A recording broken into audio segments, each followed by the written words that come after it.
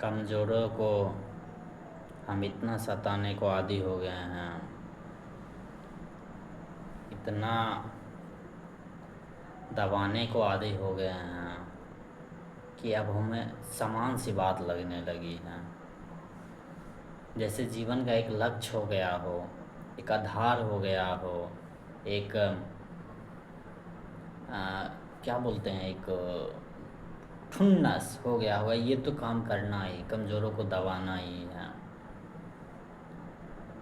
अब कुछ जो कमज़ोर हुए हैं इतिहास में, उनमें से जो सबसे पहले आता है वो है जानवर, चाहे वो कोई भी जानवर हो। हालांकि इतिहास का एक और कोना देखे, एक लंबी इतिहास देखे, तो जो हिंसक जानवर है, जिसे हम कहते हैं तथाकथित रूप से हिंसक, जिसमें शेर, बाघ, तेंदुए आते हैं, वो थोड़ा कम गुलाम के पात्र हुए हैं या गुलाम रहे हैं। पर इतिहास में लगभग सारे जानवर को, अगर हम 200 साल के इतिहास की बात करें, 300 साल का, सब जानवर पर हमने राज कर डाला है। राज मानिए, उसको स्वतंत्रता छीना है, उसका घर छीना है, उसका भोजन छीना है, ये सब कर डाला। उसकी जो जीवन होती है, जीवन की आयु सीमा होती है, जीवन का जो अंतराल होता है, वो सब हमने छीना। उसका जो क्षेत्र होता है वो सब छीना है 200-300 साल में। पर एक जो लंबा इतिहास आता है कमज़ोरों को, हालांकि ये शब्द कहना उतना भी उचित नहीं है, कमज़ोर थी वो आता है महिला, स्त्री। स्त्री में खाली एक युवा स्त्री नहीं आएगा, शुरू से लेकर अंत तक स्त्री का पूरा जीवन ही कमज़ोर बना दिया गया। या कुछ हद तक अगर इतिहास के पन्नों को पलटे, अगर इतिहास में झांक के देखें, तो वाकई में कुछ पल, कुछ युग, कुछ साल, कुछ शताब्दी में वो कमज़ोर थी शारीरिक रूप से। अगर हम इतिहास की बात करें या इतिहास में झांके फिर से, तो हम देखेंगे, पाएंगे कि हाँ, हम लोग जीते थे किस आधार पर, रहते थे किस आधार पर, क्या खान पान था, हमारा जीवन शैली क्या था। तो पता चलेगा जो आदमी था वो हंटिंग करता था, यानी कि किसी को मार के खा जाना, या खेती बाड़ी करता था, बस इतना ही। या कहीं से खेती हुआ है या कुछ उग गया है, फल है, उसको तोड़ के उसी से भोजन ग्रहण कर लेता था, वैसे ही जीवन जिया जाता था। अब चूँकि आत्म अज्ञान में जब हम रहते हैं, क्योंकि उतना हमारे पास ज्ञान नहीं था, और बच्चे पैदा हो गए, मान लीजिए 2 आदमी पैदा हो गए हैं, एक युवा ही मानिए। अब उसका शरीर बड़ा होगा, 12-15 साल में होता है, तो प्रकृति का नियम है कि उसमें हार्मोन दे देता है, जो भी जिस लिंग का है उस तरह से उसका हार्मोन दिया जाता है, ताकि प्रकृति का जो नियम है वो चले। नियम तो नहीं कहना चाहिए, बस प्रकृति का जो कुछ फंडा है, फंडामेंटल चीज़ जिसके लिए प्रकृति है, हम सब हैं, मतलब कह सकते हैं, जिस कारण से हम सब हैं, वो चलते रहें कि प्रकृति जनसंख्या फैलाए, सब जितना भी जीव जंतु है वो फैले, पूरा फैल जाए, पूरे राज कर ले, राज तो नहीं कहना चाहिए पर फैल जाए। तो 15 साल के थे, 12 साल का युवा होता है, उसको हार्मोन दे दिया जाता है, युवा का सही रहता है, पुरुष का सही रहता है। प्रकृति भी चाहती है, जब हम आत्मा ज्ञान शिक्षा से वंचित रहते हैं, चूँकि हम खाना खाते थे, सोते थे, खाना खाते थे, सोते थे, पेंटिंग उंटिंग है लेकिन कम है गुफा में वो सब, पर कुल मिला के ही था। तो अपना प्रकृति देती है, हार्मोन देती है, प्रक्रिया को चलाना चाहती है।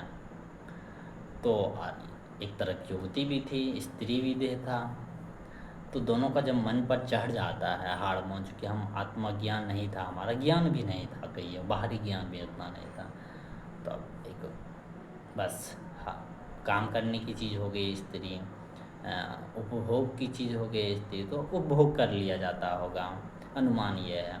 अब उपभोग हो गया 16 साल में, 15 साल में, 12 साल में, इतिहास तो कहता है 13 साल में, 12 साल में हो जाता था, संबंध बना लिया जाता था, बच्चे पैदा हो जाते थे 15-14 साल में।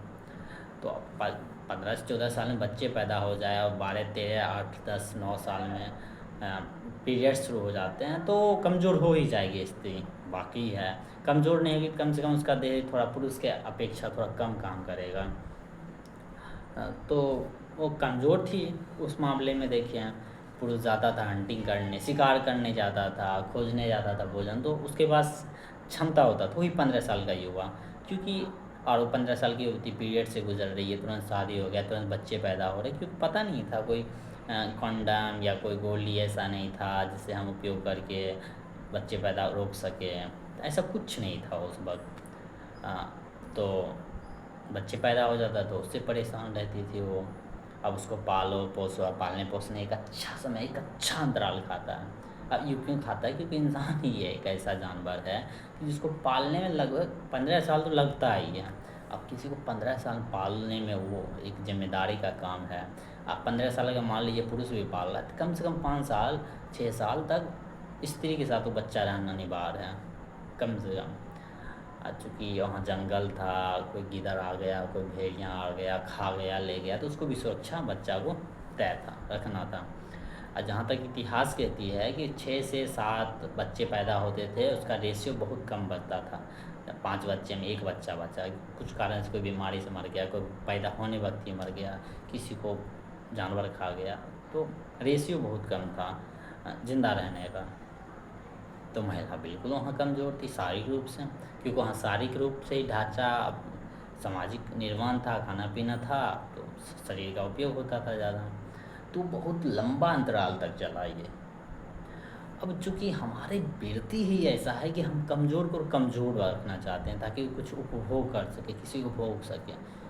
आप भी अगर जीवन में अवलोकन कर रहे हैं या कीजिएगा, करते हैं, तो पता चल ही जाता है हम किसी को क्यों कमज़ोर रखना चाहते हैं, क्यों कल हो जाकर हम उसको कहीं ना कहीं भोग डालें, चाहे किसी रूप में, चाहे मानसिक रूप में हो, कुछ काम को लोभ में हो, कुछ हो, तो हम कमज़ोर इसीलिए रखना चाहते हैं क्योंकि वो हमारी वृत्ति है, क्योंकि हम आत्मज्ञान में पैदा ही होते हैं, आत्मज्ञान लेके तो किसी को भी भोगना चाहते हैं। तो एक बड़ा अंतराल है, एक बड़ा समाज है जो कि स्त्री को भोगते ही जा रहा है। भोगने का मतलब उसको कमज़ोर ही बनाते रह गया, तो बड़ा कमज़ोर प्रजाति हो गई, या कहे बड़ा कमज़ोर व्यक्ति हो गई वो। एक समाज में एक दबका, अगर भाषा में बात करें, डाटा में बात करें, तो मनुष्य का 50% कमज़ोर ही रहेगा, बहुत कमज़ोर। हालांकि वो 50% कमज़ोर है, लेकिन इस 50% की अपेक्षा उस 50% बहुत कमज़ोर रहा। तो अब कमज़ोर तो होती जा रहा है, सामाजिक एक ढांचा है वो होते जा रहा है। हम समाज भी ऐसा बना है, धर्म के अगर विकृत अर्थ रूप देखें, क्योंकि विकृत रूप ही संस्कृति में चला है, समाज में चला है, तो स्त्रियों को बहुत नकारा है, स्त्री की कमज़ोरियों को बहुत उभारा है, बहुत बोला है कि कमज़ोरी मतलब कोई कमज़ोरी को पूजा करने लगा, कोई हीन भावना डाल दिया उसको, तो कमज़ोर ही रहे सालों साल तक। इतिहास हज़ारों साल तक अच्छा से बात करें तो कमज़ोर ही रहे, कोई मजबूती का नामो निशान नहीं। हाँ, दबका उबका मिलता है कुछ, बहुत सारा फिलोसफर मिलते हैं भारत में, बहुत जगह मिलते हैं, लेकिन उसकी संख्या बहुत कम थी।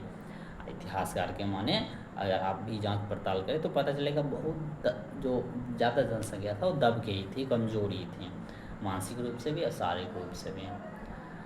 अब चूँकि वो ढांचा चलते आ रहा है हज़ारों साल पुराना, और अगर आप आए फिर बहुत बड़ा, अगर आप इतिहास में आए तो बहुत सारा राजा प्रजा, बहुत सारी संस्कृति, शादी का जो ढांचा है वो इस तरह से पुरुष ने बनाया। अब आते हैं पुरुष ने क्या क्या बनाया। थोड़ा पुरुष ने पूरा का शादी का स्ट्रक्चर बनाया, शादी क्या है, संपत्ति क्या है, उसने बड़े बड़े पद पर राज किया। भले उस पद पर अच्छा नाम नहीं लिखाया जाता होगा ये, लेकिन पद मानी जिसके पास ज़्यादा पावर हो, ठीक है, बड़े बड़े पावर पर उसने राज किया, पकड़े रखा। तो अब पावर से ही नियम बनता है, तो वो नियम बनाया वहाँ पर। जो पंडित थे उन्होंने शादी का नियम बनाया, या तो कहीं हम शादी ही ऐसा चाहते थे, वृत्ति ही ऐसा चाहता था कि किसी को भोगने के लिए किसी को लाएं, तो पंडित भी को भी ऐसा बनाना पड़ा, या पंडित भी भोगना चाहता था, मौलवी भी भोगना चाहता था, या किसी तरह से धर्म का है या जो धर्म नहीं मानता वो भी जो भोगना चाहता था, वो ऐसा नियम बनाया। तो महिलाओं को जो शादी का जो पूरा का पूरा रूल रेगुलेशन बना, वो उसमें भी महिला कमज़ोर होती जा रही है। इतिहास देखें तो अभी भी ऐसा ही है, लेकिन हम थोड़ा इतिहास की बात करें, कमज़ोर होती ही जा रही है।